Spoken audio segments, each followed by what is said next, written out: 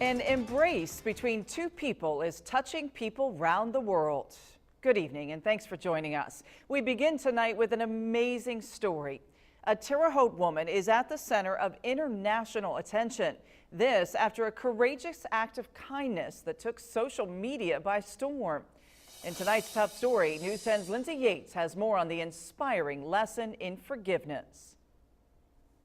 When Eva Kaur was liberated from Auschwitz some 70 years ago, she says rarely, if ever, did she think about the people who inflicted torture on her and her family. My childish mind, we defeated them, we were in charge and they were all gone. That is what I understood. But last week she found herself far away from her Terre Haute home and sitting in a German courtroom. There she stared into the eyes of former Nazi guard Oskar Gruning. Just like on the edge of myself, what would happen if I met a Nazi guard? And what did happen would capture hearts across the nation. And I'm going up to him and shaking his hand, and then he grabbed me and pulls me toward him and gives me a hug and a kiss on my cheek.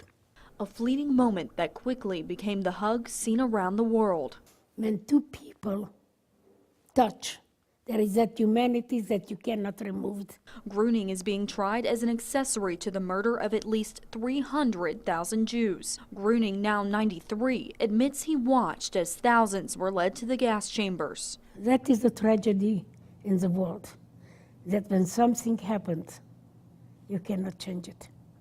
And among those killed, Kaur's family. I feel that I have the human right to be free from what they have done to me. Kaur says she doesn't want Gruning behind bars. She simply wanted him to acknowledge those dark moments in 1944. Forgiveness is the best revenge because they no longer have any power over my life.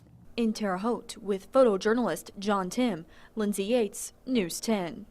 She is an outstanding woman. Now, if found guilty, Gruning could face 3 to 15 years in prison.